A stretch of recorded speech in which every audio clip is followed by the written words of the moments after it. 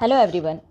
जीव विज्ञान में अध्याय 1 जीव जगत के अंतर्गत हमने जिन विषयों पे वीडियो बनाया है, जिन विषयों पे हम पढ़ चुके हैं, वो विषय एक बार मैं वापस दोहरा देती हूँ। लॉकडाउन में जिन बच्चों के पास बुक अवेलेबल नहीं है, आज उनके लिए ही ख़ास तौर पे मैं ये वीडियो बना रही हूँ। इसमें मैं बुक से जो जो विषय मैंने पढ़ा दिया है उनको भी इंट्रोड्यूस कर रही हूँ। आपको बता दूंगी कि जीव विज्ञान क्या है। इससे आपको बुक का प्रिंट भी मिल जाएगा, बुक के पेजेस भी मिल जाएंगे, आप घर पे पढ़ सकते हैं और समझ सकते हैं। कुछ बच्चों ने ऐसा कहा कि उनके पास बुक नहीं है तो वो नहीं पढ़ पा रहे हैं। ओके, तो देखिए, सबसे पहला अध्याय है जीव जगत।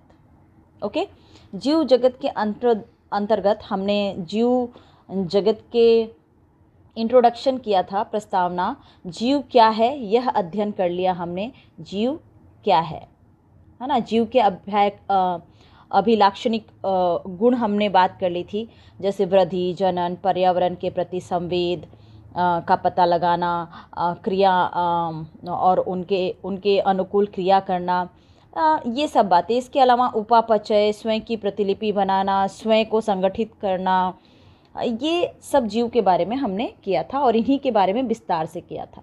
ओके, नेक्स्ट पेज है सभी जीव वृद्धि करते हैं। इसके अंतर्गत हमने पढ़ा था कि जीव वृद्धि करती हैं। जीव की कोशिका संख्या में वृद्धि होती है तो भार में वृद्धि होता है। उसी प्रकार निर्जीव भी भार में वृद्धि करते हैं, है ना। निर्जीव कैसे? निर्जीव सतह पे पदार्थों के एकत्रित होने की वजह से वृद्धि करते हैं, तो यह बाह्य वृद्धि है। और जीव जो होते हैं वो आंतरिक वृद्धि करते हैं, ये पढ़ लिया था। तो वृद्धि को हमने आपकी बुक ने वृद्धि को जीवों का एक विशिष्ट गुण नहीं माना है। दूसरा था जनन। जनन भी जीवों का एक अभिलाक्षणिक गुण है, अभिलक्षण है, कैरेक्टर है। और वृद्धि के संदर्भ में इस तत्व की व्याख्या इस प्रकार से की गई है नीचे। बहुकोशिकीय जीव जनन करते हैं, एक कोशिकीय जीव भी जनन करते हैं, संतति उत्पन्न करते हैं। लेकिन उन जीवों का क्या जो संतति उत्पन्न नहीं कर पाते, जैसे खच्चर, बांध्य कामगर मक्खी यानी वर्कर्स। आपको पता है मधुमक्खियों में 3 प्रकार की मधुमक्खी होते हैं, वर्कर्स। ओके, इनका क्या? ये तो जनन नहीं करते, क्या जीवित नहीं है? जीवित है ना। तो यह भी एक खास अभिलाक्षणिक गुण नहीं माना गया, विशिष्ट लक्षण नहीं माना गया। तो क्या माना गया? जीवों का दूसरा लक्षण। आपने शुरू से ये पढ़ा है कि कोशिका किसी भी सजीव की संरचनात्मक और क्रियात्मक इकाई है। तो कोशिका में होने वाले प्रत्येक रासायनिक परिवर्तन, उपापचयी क्रियाएं ही एक जीव को सजीव बनाती हैं। ओके, तो यही हमने पढ़ा था। आगे देखिए, रासायनिक परिवर्तन, उपापचयी क्रियाएं जो सभी जीव की कोशिकाओं में होती है, चाहे वो एक कोशिकीय जीव हो या बहुकोशिकीय जीव हो। ओके, नेक्स्ट पेज में देखिए, किसी भी निर्जीव में उपापचयी क्रियाएं नहीं होती हैं। ओके, तो जीवों के विशिष्ट गुण के रूप में इसे परिभाषित किया गया है। फिर एक और चीज़ था, संवेदनशीलता, प्रतिक्रिया करना। यूकैरियोटिक और प्रोकैरियोटिक सभी संवेदनशील होते हैं, प्रतिक्रिया दिखाते हैं। यह भी जीवों का एक अभिलक्षण है। तो इस प्रकार से हमने इसके बारे में पढ़ा था। तो आप देख लीजिए और इससे स्टडी आराम से कर सकते हैं।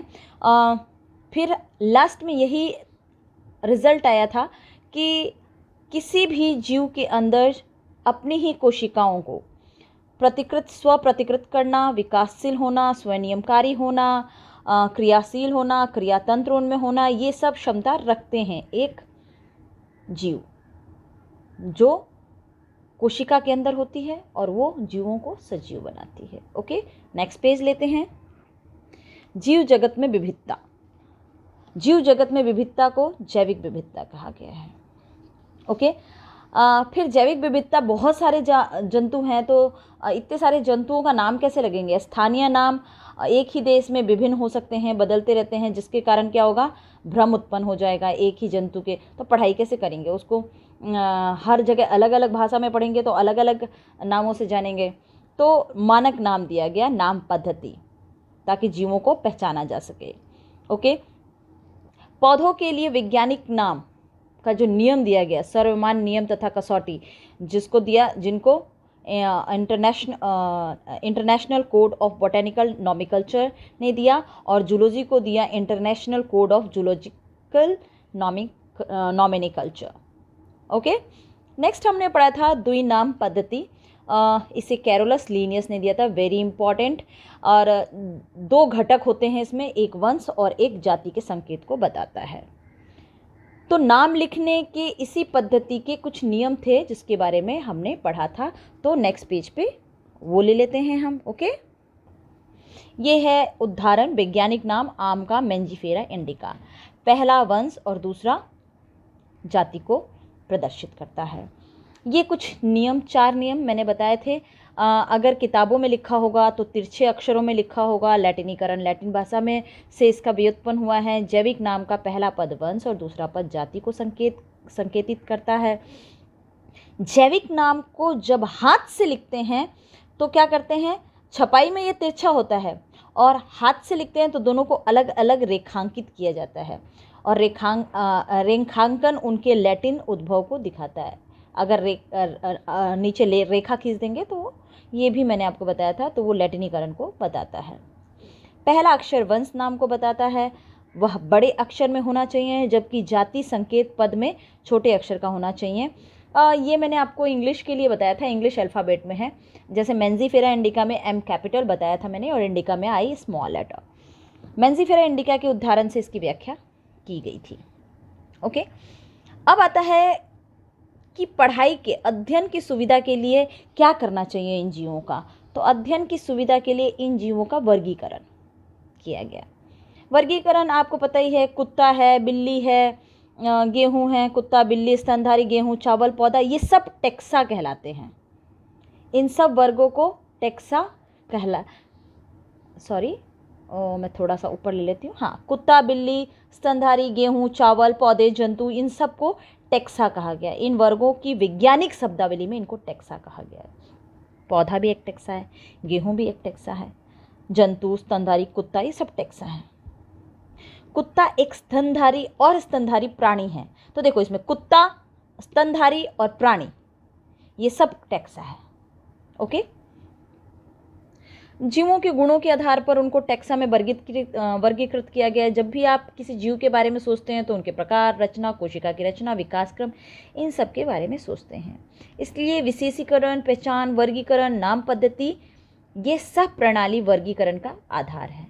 वर्गीकरण किसी भी जंतु को करने के लिए वर्गीकृत उनका आधार है। उनकी पहचान क्या है, अलग अलग पहचान वाले अलग अलग कैटेगरी में रखा जाएगा, एक ही पहचान वाले एक ही कैटेगरी में। ओके, फिर मैंने आपको इसमें टिक करवाया था वर्गीकरण पद्धति में। वर्गीकरण पद्धति को सिस्टमैटिक्स भी कहते हैं। सिस्टमैटिक शब्द सिस्टेमा से, लैटिन शब्द से उत्पन्न हुआ है। और कैरोलस लीनियस ने अपने पब्लिकेशन का टाइटल सिस्टेमा नेचर रखा था, चुना था। ये याद रखिएगा, ये कॉम्पिटिटिव एग्जाम में पूछा जाता है।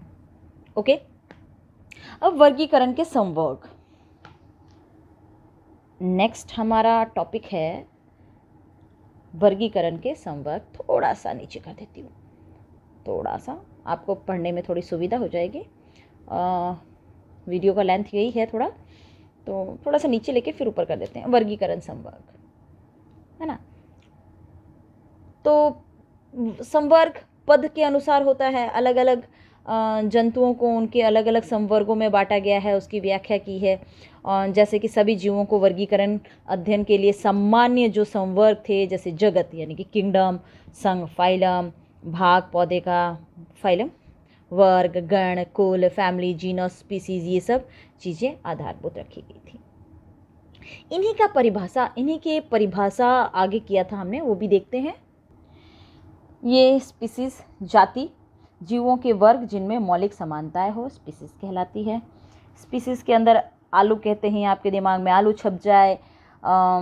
लियोपेंथेरा शेर से, मेंजिफेरा इंडिका आम, है ना, ये सब से पता चल जाता है आपका। तो ये जाति संकेत पद 2 नामों से बना है, ये भी आपको पता है। पहला जो पद होता है वो वंश और दूसरा जाति को प्रदर्शित करता है। नेक्स्ट है वंश। वंश में संबंधित स्पीसीज का एक वर्ग आता है जिसमें स्पीसीज के गुण अन्य वंश में स्थित स्पीसीज की तुलना में समान होते हैं।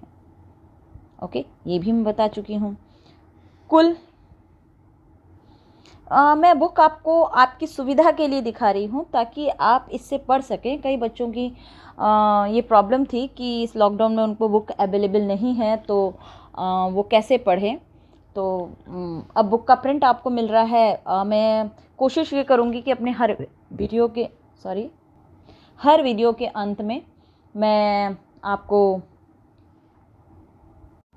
कोशिश ये करूँगी कि अपने हर वीडियो के अंत में, या जैसे जैसे टॉपिक मुझे बड़ा लगेगा या ज़्यादा डिफ़िकल्ट लगेगा और आपके पास बुक्स अवेलेबल नहीं होंगी, तो मैं बुक को एक बार आपके इस बुक के उस टॉपिक से रिलेटेड बुक को भी एक बार नोट्स के बाद आपको दिखा दूंगी। इस पे उसका भी वीडियो बना दूंगी पेजेस वाइज, ताकि आप सुविधा से पढ़ सकें। ओके, आराम से बच्चे अपना वर्क भी कर सकें और नोट्स भी बना सकें। तो कुल, अगला संवर्ग है कुल, जिसमें संबंधित वंश आते हैं। वंश स्पीसीज की तुलना में कम समानता प्रदर्शित करते हैं और कुल वंश की तुलना में भी और कम समानता उत्पन्न करता है, लेकिन पौधों की कायिक जनन गुण के आधार पर इसका वर्गीकरण कर सकते हैं। ओके, गण, ऑर्डर, जैसे स्पीसीज है, वंश है और कुल है, तीनों समान लक्षणों पर आधारित हैं। प्राय गण और तथा अन्य उच्चतर वर्गीकरण संवर्ग की पहचान लक्षणों का समूहन के आधार पर करते हैं इसको गण। तो गण में उच्चतर वर्ग होने के कारण कुलों के समूह होते हैं। ओके, तो जस्ट हमने पीछे वाले पेज पे पढ़ा, कुलों का समूह। कुलों का समूह क्या कहलाता है? कुलों का समूह क्या कहलाता है? गण, है ना। अब आता है वर्ग। ये गण से संबंधित है। ओके, तो उदाहरणतः प्राइमेट मैंने बताया था, बंदर, गोरिल्ला, गिबन आते हैं। और इसके अलावा कार्निवोरा गण, जिसमें बाघ, बिल्ली, कुत्ते आते हैं। और मैमल वर्ग में इनको रखा गया है। इनके कान होते हैं, कान बाहर से दिखते हैं। इसके अतिरिक्त मैमल वर्ग में अणगण भी आते हैं। तो अलग अलग गण होते हैं, है ना। तो ये वर्ग गण से संबंधित है। संघ, फाइलम, ये और उच्चतर स्तर का विभेदन है। तो वर्ग का ग्रुप क्या कहलाएगा? संघ में आएगा। वर्ग जिसमें जंतु, मछली, उभयचर, सरीसृप आदि आते हैं। अगले उच्चतर संवर्ग जिसे संघ कहते हैं, और ये संघ का निर्माण करता है। जैसे इसमें नोटोकॉर्ड, अलग अलग तरीके के पृष्ठरज्जु रखने वाले, पृष्ठरज्जु नहीं रखने वाले, दोनों आ जाएंगे। कॉर्डेट, नॉन कॉर्डेट, इनमें विभेदन कर सकते हैं। मैं अभी इसमें ज़्यादा डिटेल इसलिए नहीं जा रही हूँ क्योंकि आगे आपके चैप्टर में इसका पूरा डिटेल है। आप बहुत अच्छी तरह समझ जाएंगे कि फाइलम क्या है।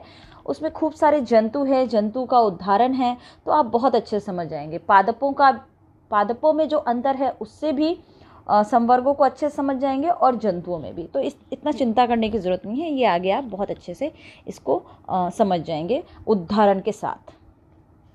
जगत सबसे उच्च लेवल का उच्चतम संवर्ग है जगत, और R.H. विटकर के अकॉर्डिंग पूरी दुनिया में जितने भी जीव हैं उनको 5 जगत में रखा गया है। मोनेरा, प्रोटिस्टा, फंजाई, प्लांटिया और एनिमेला। ये याद रखिएगा, आपके आगे भी आएगा। ओके, तो ये है जगत। इतना लंबा चौड़ा पूछा नहीं जाता, केवल एक परिभाषा पूछी जाती है या फिर उदाहरण पूछा जाता है। नेक्स्ट पेज पे चलते हैं। नेक्स्ट पेज पे ये तालिका दी हुई है, आप आराम से इस टेबल को देख लीजिएगा। इसमें जैविक नाम दिया हुआ है, वंश सबके, कुल, गण, वर्ग और संघ। इससे प्रश्न बनता है, ठीक है। अब आज का जो विषय था वो है वर्गीकी सहायता साधन। ऐसे कौन कौन से साधन हैं जो हमें अध्ययन करने में मदद करते हैं, तो इसी को लेते हैं अपन आगे। ये देखिए, वर्गीकी सहायता साधन। वर्गीकी सहायता साधन, जीवों की पहचान के लिए एक गहन तथा आधुनिक उपकरणों से संशोधित एक संसाधित प्रयोगशाला होना चाहिए। प्रयोगशाला के बाहर का वातावरण भी अध्ययन के लिए आवश्यक है।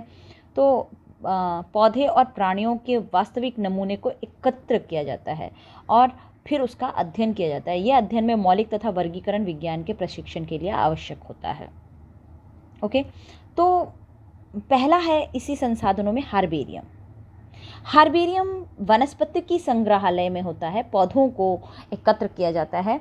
पौधों को नमूने के तौर पे कागज़ के ऊपर सुखाकर दबाकर उसमें का नमी को हटा करके उसको शीट के ऊपर लगा दिया जाता है और शीट पे लगाने के बाद उस पे एक लेबल लगाया जाता है कि एकत्र करने की तिथि, स्थान, पौधे का इंग्लिश नाम, स्थानीय तथा वैज्ञानिक नाम, कुल, एकत्र करने वाले का नाम, ये सब लिखा जाता है।